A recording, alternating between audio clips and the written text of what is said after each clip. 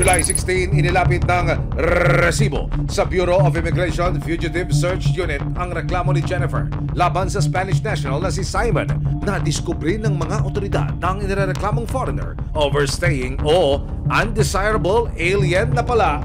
Si Sir, mahigit 6 na taon nang naninirahan ng illegal dito, kaya wala nang inaksayang oras pa ang mga otoridad. Agad silang nagplano ng paghuli sa dayuhan. Habang pinaplano ng mga otoridad ang pag-aresto kay Simon, nakatanggap si Jennifer ng isang tawag. Papunta na daw, tapos kung nandun daw yung subject first. Dahil cool off silang dalawa, nakikituloy raw muna si Simon sa isang kapilya sa Pasig. Mag-go na daw pa kasi... Pero standby tayo malapit sa area. Opo, sa malapit Tapos sa pag area. tumimbre siya na nasa office na, doon tayo mag-proceed. Doon po tayo. Kasi medyo malayo pa yung doon pa sa may bandang dulo, malapit sa C6. May hiling ka ba, sumbong o reklamo? Kasama ang resibo, nagtungo ang mga otoridad sa lugar kung saan daw naglulungga ang overstaying na foreigner. Ma'am, sino po yung kausap niyo? Yung tao sa church kung saan siya yung kumukup-kup sa kanya ngayon. Ano raw pong sabi?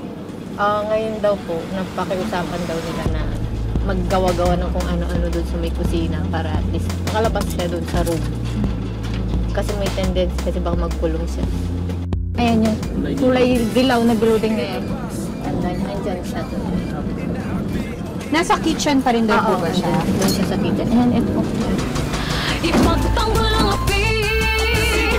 Pagdating sa target location, abala sa kusina ang isang dayuhan. Confirmed, siya na nga si Simon. Sit down. Ang banyaga, hindi na nakapalagpas sa mga otoridad at binasakan na siya ng kanyang mga karapatan. You have the right to remain silent. Anything you say may be used against you in the court of law. Okay, this is in connection with your violation of immigration law. You are already an overstaying alien. Do you have a passport? Okay, you don't have a passport or any immigration document? Okay, he failed to present any valid passport or immigration document. So you, for the meantime, you will be under our custody, okay? Tatalhin siya sa custodial facility ng Bureau of Immigration. Nakakarap siya sa paglabag sa immigration law dahil sa pagiging overstaying foreigner sa bansa. Nakapanayam ng resibo si Simon tungkol sa di umano'y pang-aabuso niya kay Jennifer at sa kanyang mga anak. Pero Simon says, not true. That's what she says. Yes. Why don't you ask the 9-year-old kid? Why don't you interview the 9-year-old kid? I have a video of the 9-year-old kid, and I'm asking to her.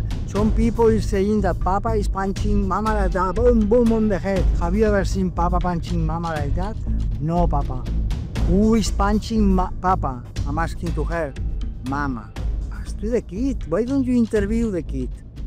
I defend myself sometimes, even though sometimes I try to hang myself, yeah?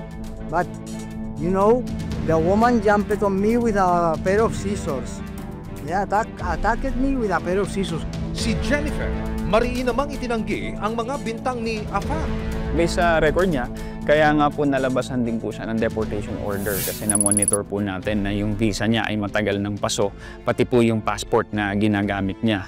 So, basically, his undocumented alien na po siya dito sa atin. Automatic na blacklisted sila. Yung pagka-blacklist po nilang yun ay hindi po pwedeng ma-lift or hindi pwedeng matanggal sa system natin.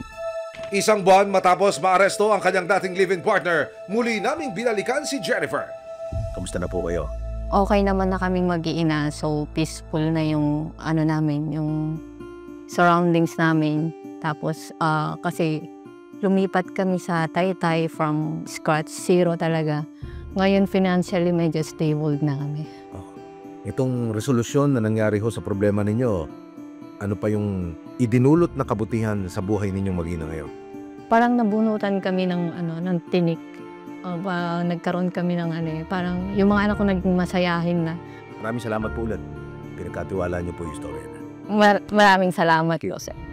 Si Jennifer nagdesisyong hindi na magsampa ng kaso laban sa dating kasintahan. Sapat na raw sa kanya na sa loob lang ng ilang buwan, ibabalik na rin sa kanyang pinanggalingang bansa ang dayuhan.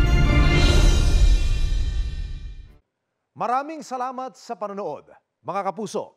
Para masundan ang mga reklamong nasolusyonan ng resibo, mag-subscribe lamang sa GMA Public Affairs YouTube channel